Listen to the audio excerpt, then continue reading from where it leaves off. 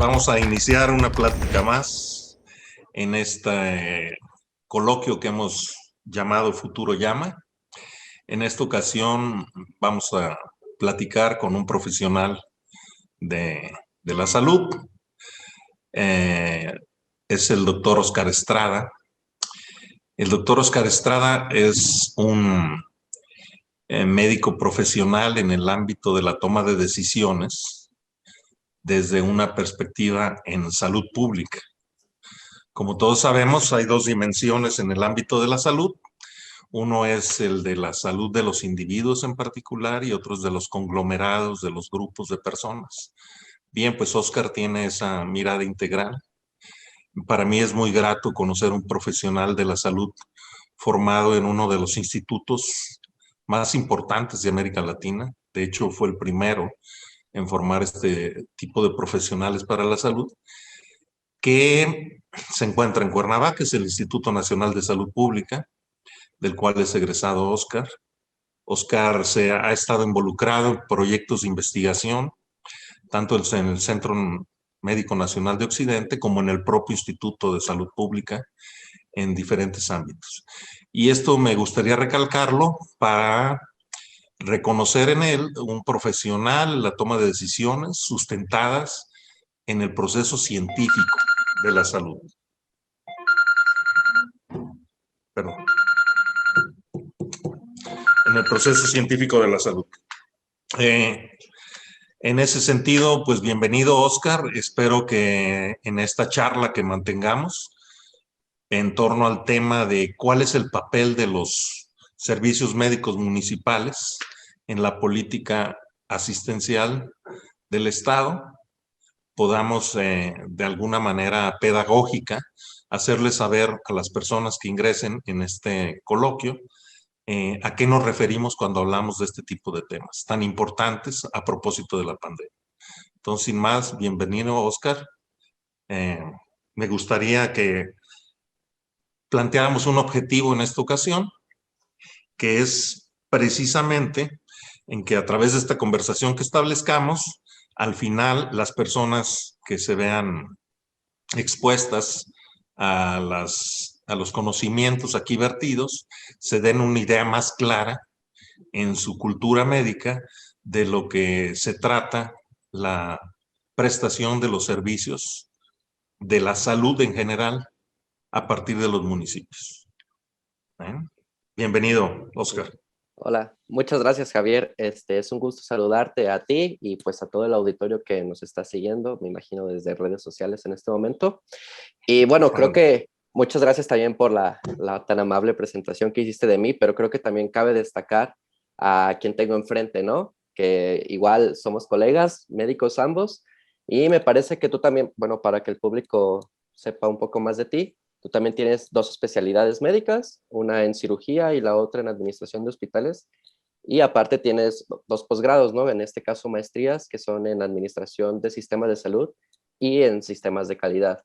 Entonces creo que este diálogo pues va a ser muy enriquecedor para quien lo escuchen e incluso para mí mismo y espero que para ti también, para poder, bueno, plantear todos los retos y, digamos, el presente también que tenemos de cara a esta pandemia y cómo nos estamos imaginando un poco el futuro. Entonces, pues para mí un honor estar aquí contigo y con todos y todas quienes nos ven.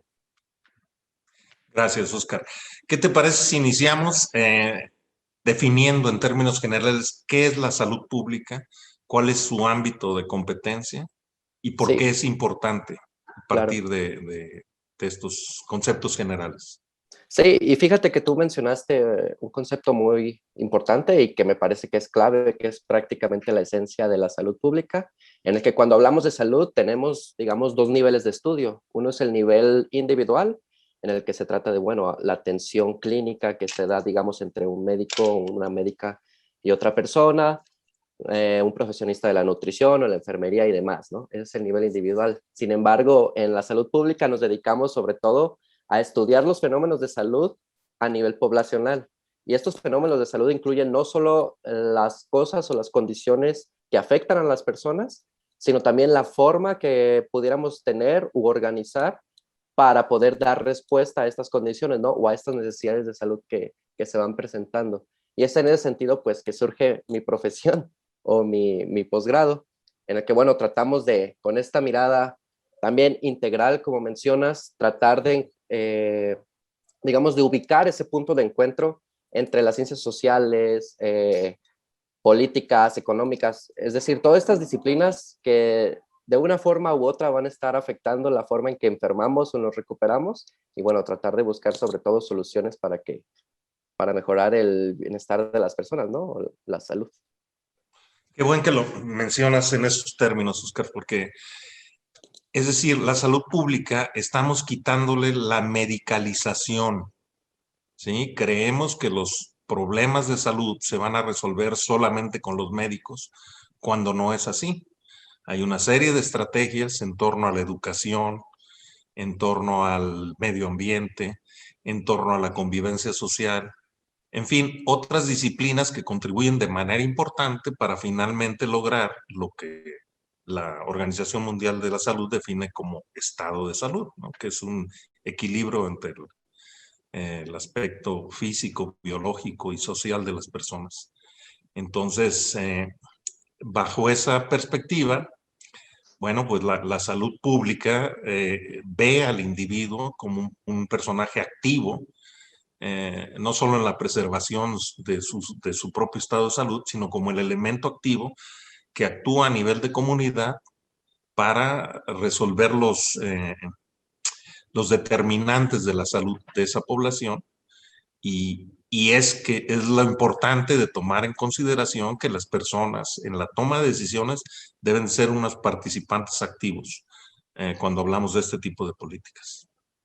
Claro, y creo que sobre todo también los determinantes sociales, ¿no? Este concepto que quizás más recientemente ha estado más en auge, pero pues es algo que ya lleva algo de tiempo, y es todas estas circunstancias en que las personas nacen, crecen, trabajan e incluso mueren, que van a determinar de una forma u otra las condiciones de salud o la buena o mala salud que van a tener a lo largo de su vida, ¿no? Y creo que también en ese sentido, esta conversación que tenemos aquí, en donde lo que nos compete son los servicios de salud, digamos, la infraestructura municipal, también hay mucho que hacer, ¿no? O hay mucho que decir desde el nivel municipal para poder mejorar la salud de las personas, más allá de, digamos, la atención médica, el tratarse con un médico, o incluso de los hospitales, ¿no? También tenemos una serie de condiciones que van a ser, por ejemplo, el saneamiento básico, tener agua potable en tu casa, tan importante en estos momentos que necesitamos estarnos lavando las manos constantemente.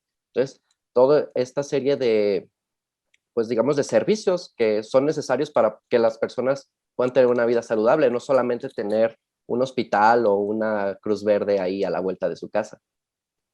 Sí, desde 1973, el doctor Dever, un investigador canadiense, él fue el que determinó que la salud de las poblaciones se debe a cuatro cosas: a la carga genética propiamente de esa población, a los factores de riesgo que inciden dentro de la misma, a las prácticas individuales de riesgo, los hábitos y costumbres, y el otro a la infraestructura en salud.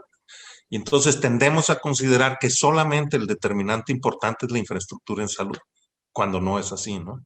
Y un buen ejemplo lo tenemos, por ejemplo, en el sistema de salud de Estados Unidos, donde actualmente, teniendo pues la medicina de vanguardia, la tecnología de punta, un sistema de salud en cuanto a su infraestructura el más desarrollado del mundo, y sin embargo los resultados ante una condición como la de la pandemia que estamos enfrentando, pues no son los óptimos.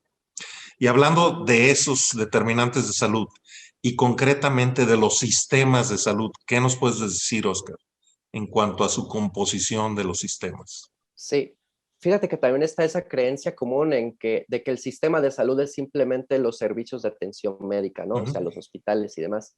Pero en un sistema de salud, pues hay distintos actores involucrados. Podemos estar hablando de las farmacéuticas también, que se han vuelto tan relevantes en estos tiempos. Todas estas empresas que generan insumos y demás, digamos que son, se podría decir que son distintos actores que buscan un objetivo común, que sería el de mejorar la salud de las personas. Sin embargo, no siempre estos objetivos están, digamos, en armonía, porque a la vez que la farmacéutica está haciendo medicamentos para que las personas mejoren sus condiciones de salud, también tienen el ideal o el objetivo de aumentar sus ganancias, ¿no? O de generar ganancias. Entonces es ahí también cuando luego existen ciertas tensiones y conflictos entre los distintos actores y todas estas interacciones van a terminar afectando la forma en que las personas van a recibir o no atención. Creo que también es muy importante eso, que aparte de eso que mencionas de tener un montón de infraestructura médica, tener toda la tecnología del mundo, no sé, la cantidad de médicos por 1000 habitantes ideal. Sin embargo, todo eso sirve de nada cuando tienes barreras de acceso tan grandes como es la capacidad de pago de las personas, ¿no?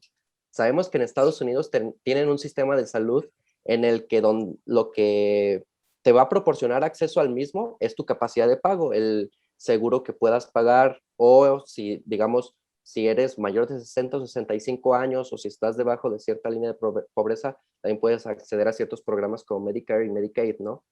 Pero digamos que esa es la peor forma de organizar un sistema de salud. Estamos hablando de que es sumamente injusta, sumamente inequitativa, y eso implica que aunque las personas tengan un hospital a un lado, si no tienen dinero para atenderse, pueden morirse incluso en sus casas, ¿no? Que ha sido también el gran drama durante la pandemia, en donde se ha visto que esta falta de acceso, sobre todo en comunidades latinas o afrodescendientes, están teniendo estas barreras para poder acceder a atención o incluso a la vacunación, también se ha visto, que también va a estar condicionando que enfermen o incluso mueran.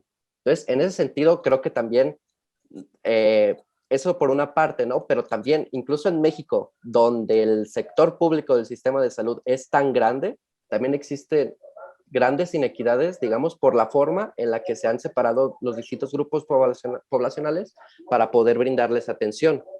Es decir, tenemos el IMSS, tenemos el ISSSTE, tenemos el INSABI ahora, en el que de acuerdo a la forma en la que tú estás empleado, es el servicio al que vas a tener derecho, ¿no? Si eres un empleado del sector privado en una empresa, tienes tu IMSS, pues te atiendes ahí. Si eres empleado del Estado, en el ISSSTE y demás. Y bueno, digamos que pudiera decirse que es una forma de organizar a la población. Sin embargo, cuando vemos que el gasto per cápita en cada uno de estos subsistemas es distinto y los beneficios a los que tienen acceso las personas también, pues entonces nos damos cuenta como del gran reto que tenemos enfrente, ¿no? Que es cumplir el objetivo de todo sistema de salud, que es básicamente proveer atención oportuna y de calidad cuando las personas lo necesitan, sin que eso implique que se arruinen económicamente, es decir, que sean gratuitos al momento de pago. Entonces, Claro. yo creo que ese es como el gran reto que tenemos, ¿no? La equidad dentro de nuestro sistema de salud. Así es. Sí, acabas de mencionar multitud de condiciones actuales que definen cómo es nuestro sistema. Pero puntualicemos, decíamos los 4 determinantes estos de la salud, no los 4 inciden en el mismo porcentaje. Apenas en un 11% incide la infraestructura en salud en la calidad de vida desde el punto de vista de la salud de esa comunidad. Y lo importante realmente son los factores de riesgo, las prácticas, hábitos y costumbres de la población y desde luego el factor genético que permite que si te expones a determinada manera, a determinados riesgos, eso se va a manifestar como una enfermedad. Hablabas de los sistemas también, Oscar, en el sentido de que pues se supone que un sistema es una serie de componentes cuyos elementos se encuentran relacionados para lograr un fin o un objetivo. Y como en México particularmente la organización de esos sistemas, la interrelación de esos elementos, no está cumpliendo con el objetivo final porque obedece a una condición diferente en su formación, en su integración, en su diseño, ¿sí? Que tiene que ver con la capacidad de contributiva de los elementos del sistema, los que trabajan para el Estado, los que trabajan para una entidad particular, los que no tienen acceso a ninguno de estos, los que trabajan en Pemex, en fin, eso es lo que determina finalmente el acceso a los servicios. Y eso causa una gran inequidad porque el hecho es de que antes del Seguro Popular, antes del INSABI, el 70% de las personas no tenían cobertura de ningún tipo. Se ha tratado por diferentes formas de redireccionar este sistema, pero mientras no lo veamos con bases conceptuales sólidas de que debiera ser un solo sistema, de que debiera tener objetivos claramente definidos, de que la articulación de esos elementos se dirigiera hacia allá, pues de esa manera digo, hubiéramos tenido posibilidades distintas, por ejemplo, de enfrentar esta pandemia, por ejemplo. Pero bien, ahora bien, ¿qué nos pudieras platicar respecto a la organización por niveles de la salud y qué le corresponde al primero, al segundo, al tercero, al cuarto nivel? Para Claro. que las personas que accedan a esta plática, a esta conversación, tengan una idea más clara de lo que estamos hablando cuando hablamos de los sistemas de salud. Sí, claro, es relativamente complejo, digamos, el sistema de salud mexicano por todos los subsistemas que existen e incluso cada subsistema pues va a estar dividido, ¿no? Por distintos niveles de atención que se realiza prácticamente o básicamente en función del grado de complejidad que requieren las condiciones a tratar o los padecimientos. También me gusta hablar de condiciones de salud porque digamos que no siempre tratamos enfermedades, ¿no? También tratamos a un niño sano, velar por su desarrollo correcto, también vemos a una mujer embarazada, entonces no siempre se trata de enfermedades, ¿no? Dentro del sistema de salud también eso habría que mencionarlo. Pero entonces, hablando de los niveles de atención, tenemos pues el primer nivel de atención que es donde lo que se conoce como la puerta de entrada al sistema de salud, que es donde el 85% alrededor de los problemas que puede presentar una persona se resuelven sin ningún problema. O así es como debería ser, ¿no? No sé, un paciente con alguna descompensación metabólica por la diabetes y demás, pues puede acudir a su primer nivel y en teoría debería poder resolverse, ¿no? Sin embargo, cuando las personas ya necesitan una operación, ya necesitan hospitalizarse, ya tenemos al segundo nivel que implica un mayor nivel de complejidad y es donde deberían resolver el 10% más o menos restante de las condiciones de salud, de las necesidades de salud de la población. Y bueno, es donde ya entran las especialidades básicas, ¿no? Pediatría, ginecología, obstetricia, medicina interna, cirugía general, traumatología. Y bueno, también encontramos hasta cierto punto estas mezclas, ¿no? Donde un hospital o una clínica de primer nivel de atención también cuenta con servicio de hospitalización. Entonces empiezan como estos híbridos. Pero bueno, idealmente, no idealmente, generalmente o comúnmente, tenemos también un tercer nivel de atención, donde ya tenemos padecimientos de más alta complejidad, que serían alrededor del 5% restante, donde ya también entran las subespecialidades, ¿no? Neurocirugía, cardiología y demás. O sea, digamos que también hasta cierto punto se pueden tratar en el segundo nivel, pero ya en el tercer nivel tenemos a los grandes especialistas, ¿no?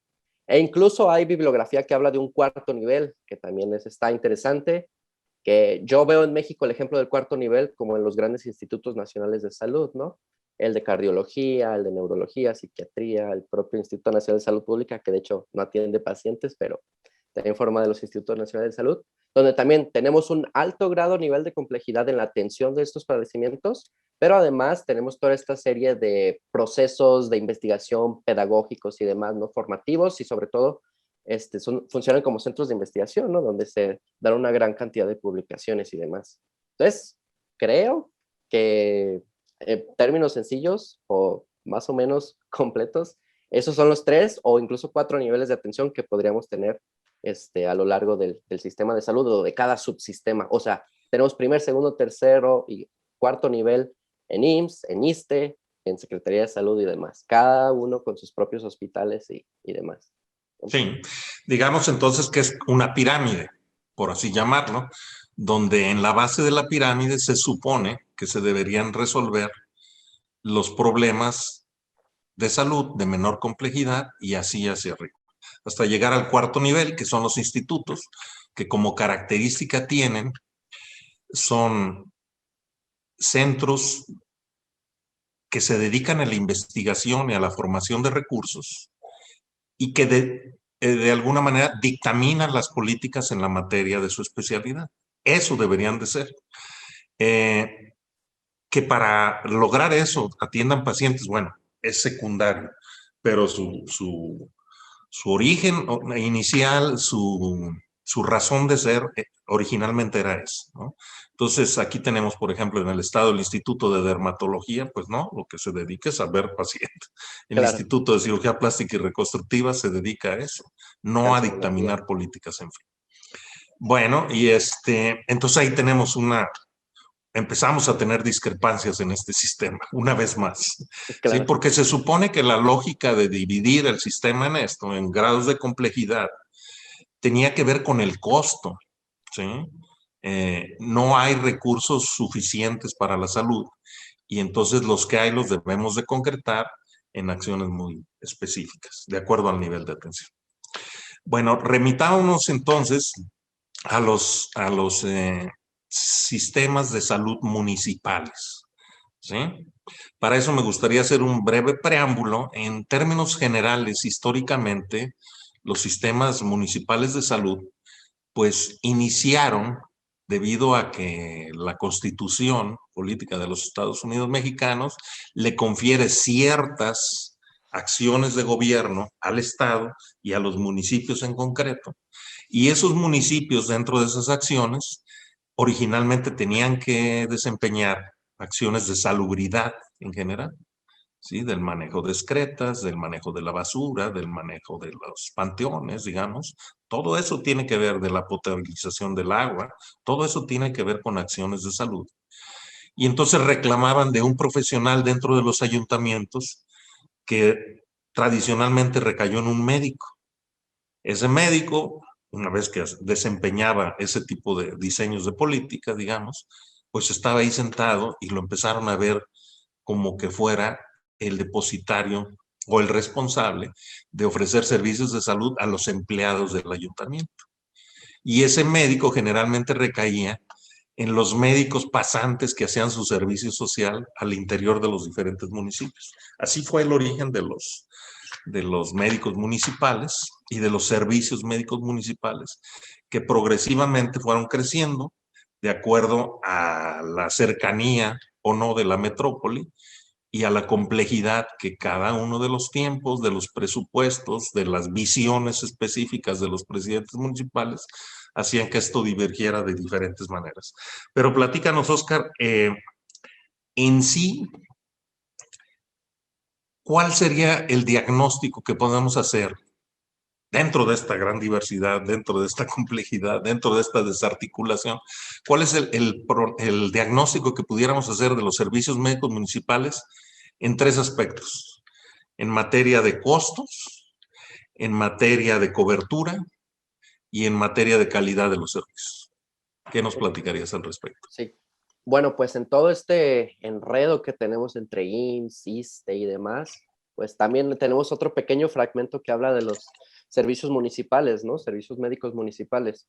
Entonces, tenemos, digamos, aquí en Guadalajara, Zapopan o distintos municipios de Jalisco, tenemos coexistiendo a, al IMSS, al ISSSTE, a la Secretaría de Salud, a la Cruz Roja, a la Cruz Verde y demás, ¿no?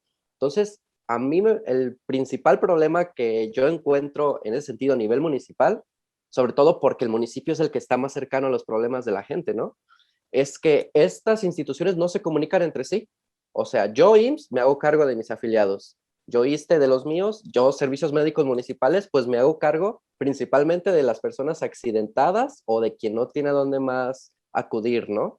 Entonces, ahí tenemos, digamos, un problema de origen en el diseño, en el que, bueno, es básicamente la persona de acuerdo a su capacidad de pago o a su estatus laboral puede acceder a ciertos servicios y demás. Entonces, eso es un gran problema, ¿no? Yo agregaría ese problema de diseño y que también tiene que ver con la cobertura, porque no necesariamente vas a poder obtener los mismos servicios en una Cruz Verde que en el IMSS, en tu unidad de medicina familiar. Entonces, digamos, el problema radica desde el diseño.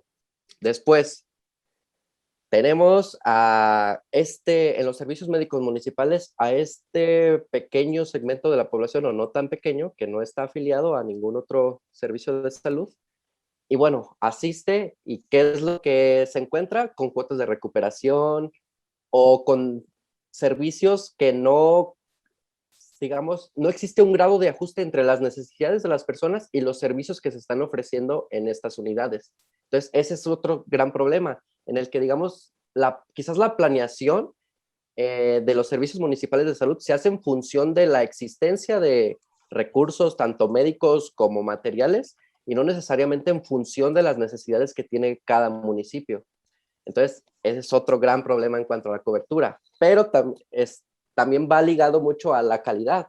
La calidad en un servicio médico, dicho sea de paso, nos habla de en qué grado las personas obtienen el mejor nivel de salud posible con base en la mejor tecnología disponible, ¿no?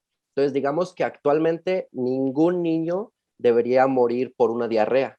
Sin embargo, sigue sucediendo. ¿Por qué sigue sucediendo? Porque quizás esta persona no tiene una unidad de atención médica cercana a su casa, o quizás sí la tiene, pero le cobran una cuota de recuperación muy alta y no tiene dinero, o quizás llega y, bueno, el suero yo creo que sí existe en todas las unidades, no creo que haya problema, pero bueno, se podría dar el caso, ¿no? De llegar y que no haya médico o que no haya insumos y demás. Entonces, es como, digamos, el caso extremo del drama.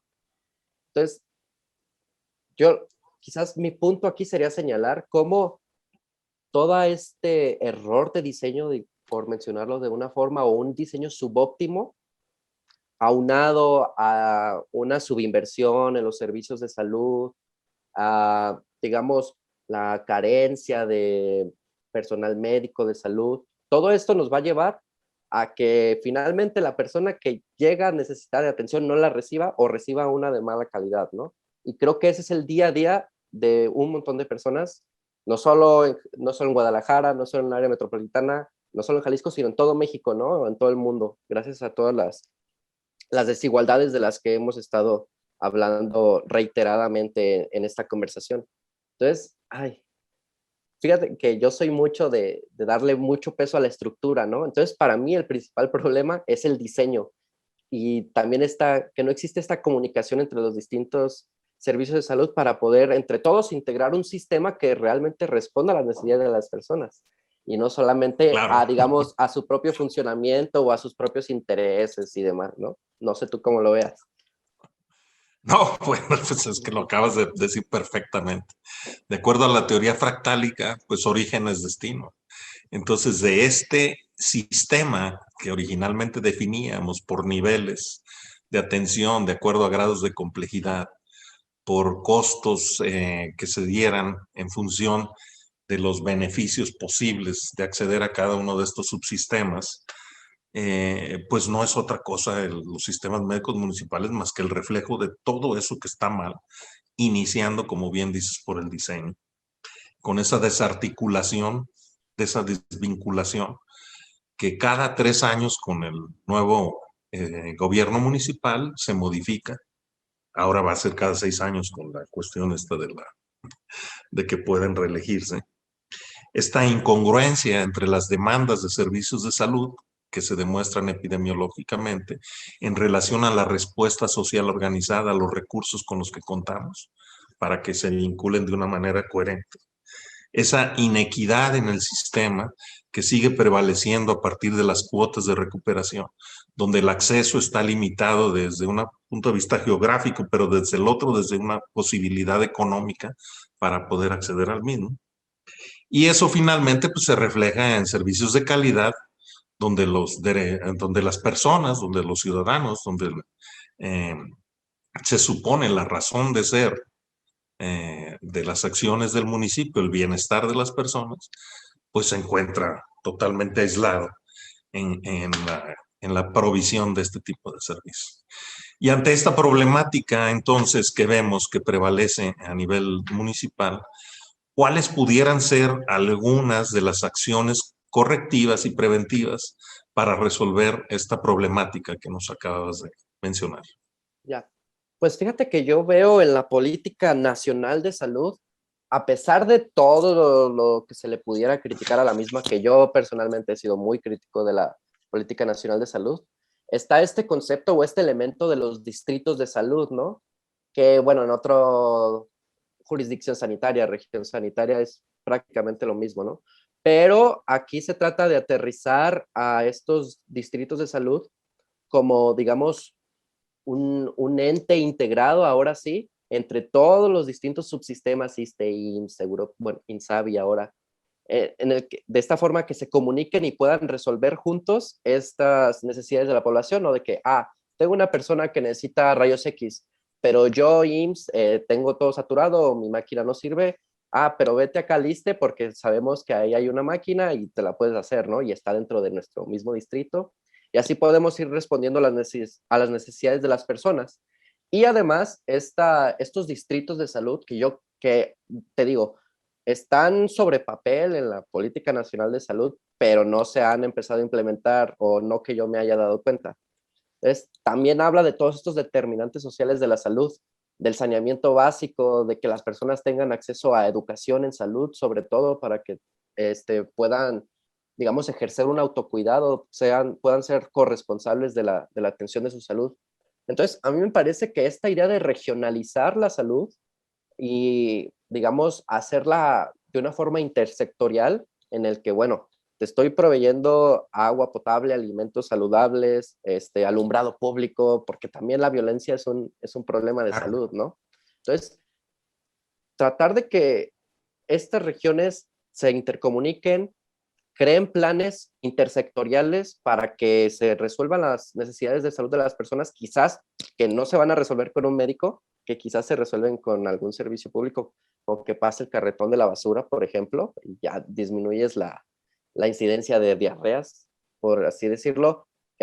No sé, muchas personas que viven con pisos de tierra, que también se ha visto que es mayor la incidencia de diarreas en esta población. Entonces, creo que hay un montón de trabajo que se puede hacer trabajando desde lo local, desde el municipio, que es el que está más cercano a a las necesidades de las personas, pero también siempre mantener esta visión de que, bueno, el IMSS no solamente tiene que atender a sus afiliados, también puede atender a los demás si hacemos estos convenios de colaboración o si empezamos a comunicarnos. Y de hecho creo que ya está pasando, me parece que el Hospital Regional de Arandas es del IMSS, pero va a atender a cualquier persona. Ahí por ahí traían como un convenio de colaboración. Entonces, no es algo, o sea, lo que estamos platicando aquí no es ni nuevo ni es descabellado, o sea, es algo que ya se ha demostrado que se puede hacer y que puede tener muy buenos resultados si de verdad nos lo tomamos en serio y pues empezamos a abogar por ello o a conversar sobre ello como lo estamos haciendo en este momento para Sí. poder. Digamos que el reordenamiento de la prestación de los servicios, no solo de salud, sino de salubridad en general, como materia que normativamente le compete al ayuntamiento, no seguirla dejando en la inercia, porque tal pareciera que lo que no querían atender en otros subsistemas, eso es lo que le corresponde al ayuntamiento, como Exacto. por ejemplo la transportación de heridos, los primeros auxilios, cosas de ese tipo, donde originalmente no era el vocacionamiento que debían de tener. Tú lo que nos propones entonces es una modificación del diseño que parta desde los sistemas locales de salud y ese diseño no se dé en vías de la interrelación, digamos, normativa de cada uno de esos sistemas, seguro social, ISSSTE, salubridad, sino que se dé en función de la convergencia regional, topográfica, geográfica, de una localización en especial donde esos recursos que ya existen, que ya están ahí, se pongan a disposición de las personas independientemente del grado de afiliación que puedan tener.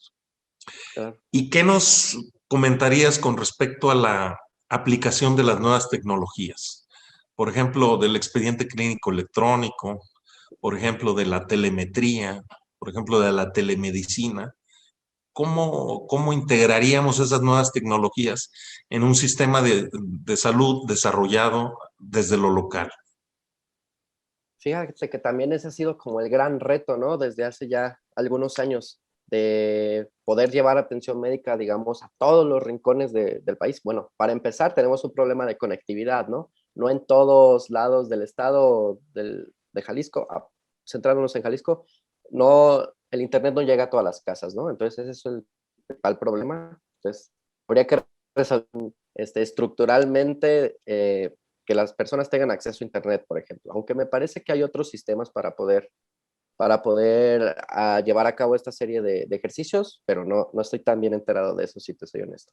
Entonces, creo que también, sobre todo hoy en la pandemia, en todo este espectro de necesidades que se han visto o que han salido a reducir con la pandemia y que incluso se han acentuado, hemos visto que, bueno, la telemedicina es una de ellas, ¿no? Quizás la presencialidad no siempre es lo óptimo, ahora en este caso por el riesgo que existe de poder exponerte al virus, contagiar, enfermarte, morir, contagiar a alguien más que pueda hacerlo.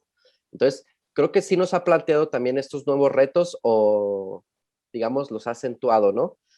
Entonces, digo, primero tenemos que resolver el problema de conectividad y después también saber discernir entre qué sí y qué no. Una cirugía a distancia, pues yo la veo muy complicada, por ejemplo, pero también he revisado algunos artículos sobre telemedicina y recuerdo que sobre todo, bueno, en ese caso lo que leí era las infecciones, se podían tratar perfectamente con telemedicina. Un médico en un hospital de especialidades podía conectarse con un médico pasante en un centro de salud que quizás está viendo muy complicado su paciente y no tiene los recursos en ese momento, porque pues de pasantes nadie los tenemos,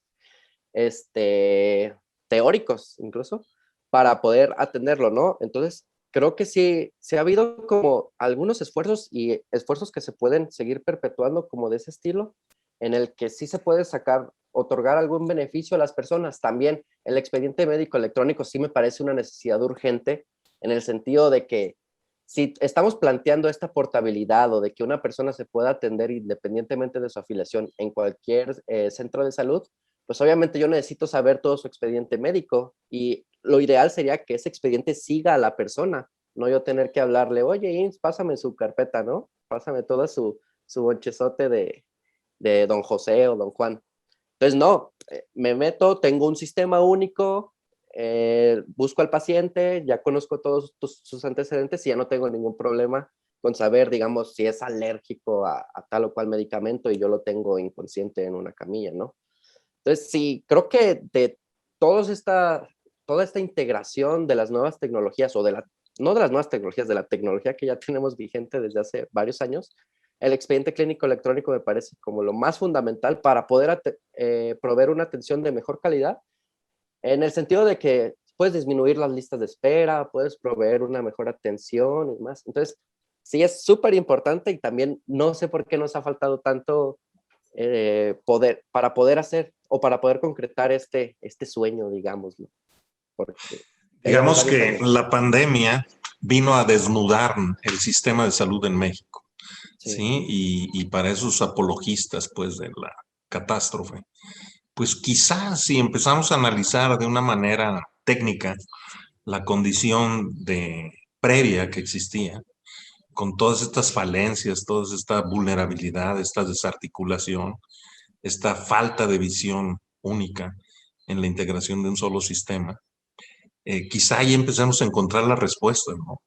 De cómo México representa el segundo lugar de obesos en el mundo, el sexto en diabetes, el quinto en hipertensión, en fin. Y probablemente ahí empecemos a encontrar las respuestas de por qué estamos en la condición que estamos. Creo yo que la incorporación, como bien dices, de estas tecnologías existe y esa es la parte trágica de esta situación. Ya existen las maneras, ya existen las formas. Lo que no ha existido es la voluntad y las decisiones técnicas sustentadas de las personas que nos dedicamos a esto en tomar las decisiones correctas y convenientes que impliquen necesariamente una mejoría en la posibilidad del desarrollo de las personas. Eh, Concretamente, decías tú el expediente clínico electrónico, qué importante sería que a nivel local, a nivel de las escuelas, pudiéramos nosotros desde el municipio poder llevar a cabo esa condición, ese documento electrónico, donde pudiéramos detectar incluso la proclividad familiar que tiene el paciente para, en su etapa de la niñez, para prevenir en su adultez la hipertensión, la obesidad, en fin, todos esos determinantes genéticos que tenemos. Por ejemplo, la telemedicina, ¿cómo pudiera venir ante esta dispersión de población que es imposible llevar a cabo o tener un consultorio en cada una de las comunidades? Lo que sí se puede es de que él parte del sistema, sobre todo el primer nivel de atención, que haga el diagnóstico, que dé el tratamiento, bueno, el seguimiento lo pudiéramos hacer a niveles municipales a través de esta gran y poderosa herramienta, la telemedicina, con la reducción de costos, de colas, de filas, de resurtido de recetas, en fin, nos permitiría planificar los recursos, en fin. No sé si te gustaría hacer una última reflexión para este futuro llama, en el sentido de que nuestros televidentes, quienes vayan a acceder a esto, se vayan con un sabor de boca un poco menos agrio, de que hay opciones, de que hay posibilidades, de que hay Claro, maneras de resolver esto a través de las decisiones técnicas. claro. No, pues la mala noticia es que tenemos un sistema de salud, digamos, segmentado, fragmentado, no se comunica entre sí, tenemos grandes inequidades a lo largo del territorio y esas son como las malas noticias, ¿no? Pero las buenas noticias es de que las soluciones a esos problemas ya existen, no son nuevas, ya se han discutido y probablemente lo que nos ha faltado son personas con la voluntad, como tú también mencionabas hace un rato, con la voluntad de querer hacer las cosas bien, de impulsar todas estas, digamos, soluciones técnicas que tú mencionas, digamos, hacer una toma de decisiones basada en evidencia con toda la información que ya se ha acumulado, no solamente aquí en México, sino en todo el mundo, poder retomar estas nuevas experiencias. Entonces, las soluciones a nuestros problemas ya existen. Esa es también la buena noticia. Esa es la buena noticia, ¿no? Hay, digamos que todavía lo que nos queda, este switch o este pasito que nos falta dar, es tratar de hacer que trascienda, digamos, que trascienda un sexenio la política de salud, ¿no? Porque sabemos que son cosas que toman tiempo. Y si está uno ahorita y luego está otra persona después y tiene una visión completamente distinta y solamente quiere como cambiar todo o rehacer todo desde cero, pues va a ser muy difícil, ¿no? Si cada quien quiere como imponer una forma radicalmente distinta de hacer las cosas, cuando si no necesariamente está basada en buenas prácticas, ¿no? O en buena evidencia, o evidencia confiable. Entonces, creo que hay cosas que lamentar, hay cosas por las que hay que estar esperanzados y pues solamente nos falta dar un pasito más para poder conseguirlas. Maestro Oscar Estrada, pues te damos las gracias por haber participado en esta charla del Futuro Llama. Precisamente ahí la importancia de la institucionalidad, de trascender los sexenios, de trascender las personas, Claro, de crear esas instituciones que nos permitan que los objetivos, las metas, los propósitos no se pierdan a partir de las visiones cortas, cortoplacistas o estrechas de las políticas de salud según el político en turno. totalmente. Yo me gustaría despedirnos, antes de darte las gracias, por tu participación con una reflexión.